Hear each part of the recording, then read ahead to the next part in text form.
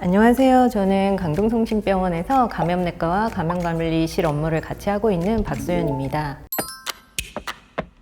가장 많은 통증은 사실은 전신 근육통입니다. 목이 아픈 인후통 정도만 앓으시는 분도 있고요. 공통적으로는 두통이나 관절통도 있을 수 있습니다. 백신을 맞으면 항체가 생기기는 하지만 어떤 예방접종도 100% 질환을 예방할 수는 없습니다. 백신을 맞았다고 하더라도 항체 형성 유무나 강도에 따라서 감염이 될 수 있기 때문에 백신을 맞으셔도 아직까지는 마스크와 손위생은 잘 수행해 주셔야 합니다. 코로나 유행의 종식을 위해서는 우리나라 사람의 60에서 70%가 코로나 바이러스에 대한 항체를 가져야 되는데요. 이제 나이가 어리거나 임신부거나 여러 가지 원인으로 백신을 맞지 못하시는 분들이 있습니다. 따라서 항체를 형성하신 분들이 60에서 70%가 되려면 접종 대상자가 되는 분들이 대다수가 접종을 해주셔야 유행을 빨리 종식시킬 수 있을 것 같습니다. 이스라엘 같은 경우에는 이미 백신 접종률이 전 인구의 절반 이상을 넘었습니다. 여러 가지 통제 상황을 풀은 상태인데 이 통제를 다 풀었을 때 정말 유행이 종식될 건지는 조금 더 지켜봐야 될 것 같습니다. 셀프 진단 키트는 본인이 코 안쪽으로 면봉을 넣고 검체를 풀어서 떨어뜨린 다음에 두 줄이 생기는지 한 줄이 생기는지 이런 거에 따라서 진단을 하는 방법인데, 코로나 증상이 생기고 하루 이틀 안에 검사를 하면 10명 중에 6명, 7명은 양성률을 보일 수 있지만 무증상이라거나 코로나 증상이 발생을 하고 나서 이미 일주일 이상이 지난 분들 같은 경우에는 10명이 검사를 했을 때 2~3명밖에 양성이 안 나오거든요. 그래서 셀프 진단 키트가 유증상인 환자들을 빨리 걸러내는 효과는 있지만 무증상인 거나 증상 발생이 오래된 분들 대상으로는 효과가 떨어지기 때문에 이거를 일괄 적용하기는 조금 어려울 것 같습니다. 가장 대표적인 합병증은 폐렴을 심하게 앓고 난 후에 생기는 폐섬유화증입니다. 폐가 섬유화되면 섬유화된 부분은 기능을 할 수 없기 때문에 호흡곤란 증상이 계속 남을 수가 있습니다. 숨찬 증상이 계속 남는 거죠. 생겼다가 없어지는 게 아니라 섬유화된 부분은 계속 남거든요. 일생 동안 평생 지속될 수 있는 합병증이고요. 그 외에는 이제 인지기능, 생각하는 능력이나 판단력 이런 게 조금 저하된다는 보고는 있지만 장기로 남는 건지 아니면 어느 순간 서서히 좋아지다가 없어지는 건지는 아직 명확하지는 않습니다. 맞은 부위가 조금 부풀어 오른다거나 빨개진다거나 통증이 있는 경우도 꽤 있고, 변심 반응으로 38도, 39도, 40도까지 고열이 난다거나 근육통이 있거나 어지럽거나 두통이 있거나 오한감이 심하거나 이제 이런 증상들이 백신을 맞고 발생할 수 있습니다. 아스트라제네카 백신은 이제 우리 몸에 들어와서 항체를 형성하는 항원이라는 부분이 있는데요. 코로나 바이러스의 항원 부분을 아데노바이러스라고 하는 다른 바이러스에 넣어서 우리 몸에 전달을 시켜주는 백신입니다. 이런 백신을 바이러스 벡터 백신이라고 부르고, 또 다른 회사의 백신으로는 이제 얀센 백신이 있습니다. 코로나 백신에서 처음 시도됐던 백신 제조 방법인데요. 이게 파이자와 모더나에서 만드는 mRNA 백신입니다. 항원을 만드는 유전자 부위인 mRNA를 동그란 지방 방울이 있거든요. 그 안에 그 유전자 부분을 넣어서 우리 몸에 넣어주는 백신입니다. 이 백신을 맞게 되면 이제 우리 몸에서 그 항원 부분을 세포에서 발현을 하게 되고, 이 항원 부분과 우리 몸에 면역 작용을 해서 항체를 형성을 하게 됩니다. 바이러스 벡터 백신이든 mRNA 백신이든 나타날 수 있는 부작용은 다른 백신을 맞았을 때 생기는 부작용하고는 비슷합니다.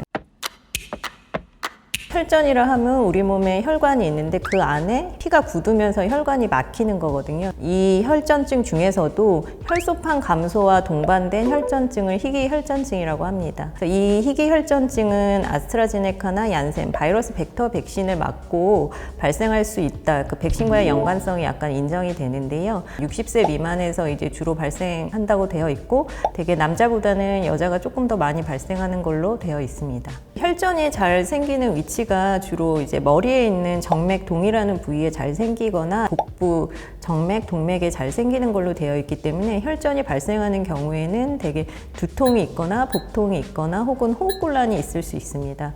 백신을 맞고 4일에서 28일, 4주 안에 발생하는 것으로 되어 있기 때문에 이 기간에 두통이 지속된다거나 혹은 복통이 있다거나 호흡곤란이나 아니면 가슴 통증이 있는 분들은 병원에 내원하셔서 검사를 해야 되는데요. 희귀혈전증으로 진단이 될 경우에는 그 혈전을 풀어주는 약을 써야 됩니다. 그래서 항응고제 치료를 하도록 되어 있습니다. 이렇게 가는데 이렇게 길어요. 그거는 이제 소량을 조금 더 정밀하게 하기 위해서 가늘고 길게 만든 거고, 바늘의 길이는 이 정도 되는데 일반 백신을 맞을 때 맞는 주사 바늘 길이보다 더 길거나 아니면 더 굵거나 하지는 않습니다. 들어갈 때 따끔하는 통증은 있습니다. 주사 맞을 때 아픈가요? 예, 주사라 조금 아픕니다. 내가 당뇨가 있고 내가 뭐 암 환자이고 내가 투석을 받고 있는데 주사 맞아도 될까요? 라고 많이 물어보시는데요. 사망률을 감소시키는 거, 중증으로 진행하는 거를 예방했을 때 가장 큰 덕을 볼 수 있는 게 기저질환자입니다. 그래서 기저질환이 있을수록 예방접종을 하시는 게 좋습니다. 아스트라제네카 백신 같은 경우에는 아까 설명드렸듯이 그 바이러스 벡터를 이용하게 되는데요. 그 아데노바이러스 벡터를 이용할 때 연령이 어린 사람들은 그 아데노바이러스에 노출된 적이 적기 때문에 그거에 대한 면역 반응이 강하게 나오고, 연세가 있으신 분들은 많이 접했던 것 때문에 일종의 교차 반응이 나오면서 면역 반응이 조금 약하게 나오는 경우가 있습니다. 하지만 열이 난다고 해서 열이 나지 않는다고 해서 항체 형성이 되고 안 되고는 아니기 때문에 주사 맞고 나는 전신 반응이 없어서 면역력이 없을 거야 라고 이렇게 실망하실 일은 아닙니다. 20대, 30대 간호사분들이나 전공의보다는 덜했지만 오한도 있었고 근육통도 있었고 어지러움 증상도 약간 있었거든요. 근데 8도 넘는 열은 없었습니다.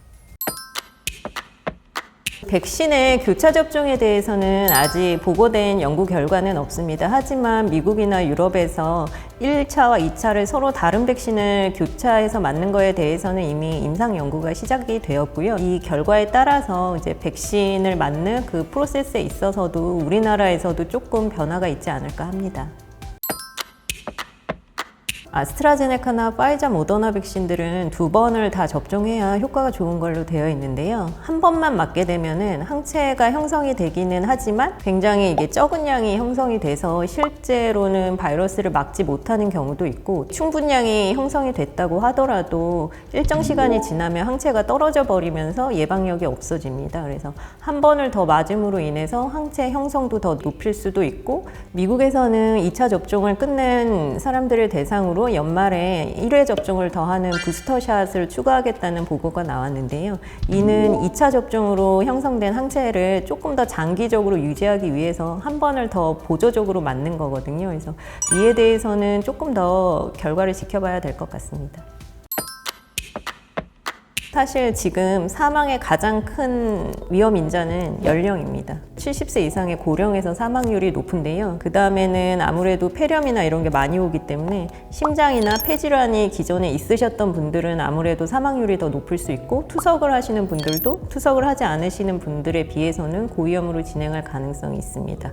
또 기존에 암이나 면역 억제제를 드시고 계시는 분들이 있는데요. 이런 분들은 이제 면역이 떨어져 있기 때문에 더 중증이나 혹은 이제 폐렴으로 진행했을 때 안 좋은 결과가 생기는 경우가 있지만, 이 외에도 젊은 연령이라고 하더라도 코로나로 인한 사망이 없는 것은 아니기 때문에 코로나에 걸리지 않도록 조심하시는 게 좋겠습니다. 백신을 맞은 후에 주의해야 할 행동들은 일반 백신을 맞은 후에 주의해야 되는 주의사항들과 별로 다르지는 않습니다. 음주를 하신다거나 아니면 과격한 운동을 백신 맞고 바로 하게 되시면 고열이 더 심하게 날 수가 있기 때문에 과격한 운동이나 아니면 이제 과음 같은 거는 한 2, 3일은 이제 안 하시는 게 좋고요. 이제 백신을 맞은 날 당일날 샤워는 하셔도 됩니다. 근데 이제 탕에 들어간다거나 사우나, 찜질방, 반신욕, 물에 오래 있는 이런 목욕 이나 행동들은 맞은 부위에 2차 감염을 유발할 수 있기 때문에 가급적이면 5일에서 7일은 하지 않으시는 게 좋습니다.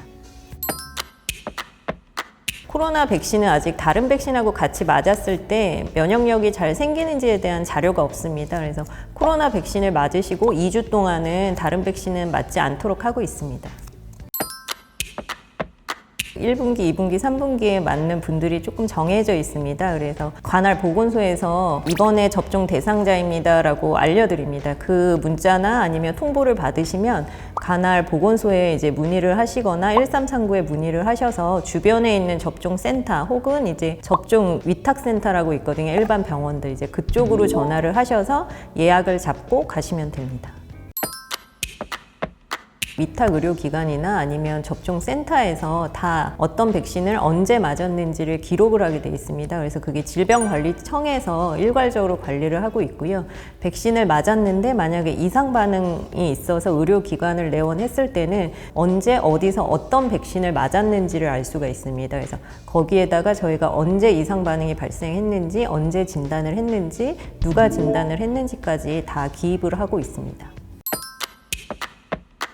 코로나19 확진자들이 키우던 애완동물에서 코로나가 확진된 사례들이 있었는데요. 동물도 코로나에 감염될 수 있다는 거는 발견을 했는데 아직까지 동물 백신은 없습니다.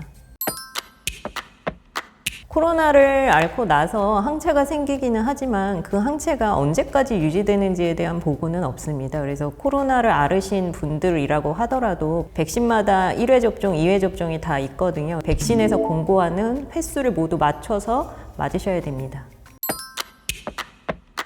백신을 맞는 사람들이 많아져서 집단 면역이 형성되면 아무래도 바이러스가 살 수 있는 환경이 악화되는 거기 때문에 바이러스 감염 자체는 지금보다는 훨씬 줄 거라고 예상을 하고요. 변수는 이제 변이 바이러스입니다. 우리가 인플루엔자 백신을 작년에 맞았다고 올해 안 맞고 그러지 않잖아요. 이 변이가 어느 정도 발생하느냐에 따라서 매년 코로나 백신을 맞으면서 지내야 되는 걸 수도 있고 또 사스처럼 어느 순간 확 없어진다면 종식될 수도 있고 감염내과는 전신 어디에나 발생하는 감염에 대해서 치료하는 과입니다. 그래서 머리부터 발끝까지 감염이 발생하는 환자들을 대상으로 항생제 치료를 하거나 항바이러스제 치료를 하는 일을 하고 있고요. 또 한 가지는 질병 예방을 위해서 예방접종에 대해서도 저희 감염내과에서 하고 있습니다. 병원에서 발생하는 여러 가지 감염을 예방하고 또 감염이 발생했을 때 그것이 확산되지 않도록 하는 역할을 같이 하고 있습니다. 메르스 때도 그랬고 코로나 때도 그랬고 병원을 지키는데 가장 선두에서는 역할을 하고 있습니다. 여러분 코로나 때문에 마스크와 손위생을 잘 하면서 올해 인플루엔자 환자분들이 거의 없었습니다. 질병 예방을 위해서 마스크, 손위생은 꼭 지켜주시기 바랍니다. 감사합니다.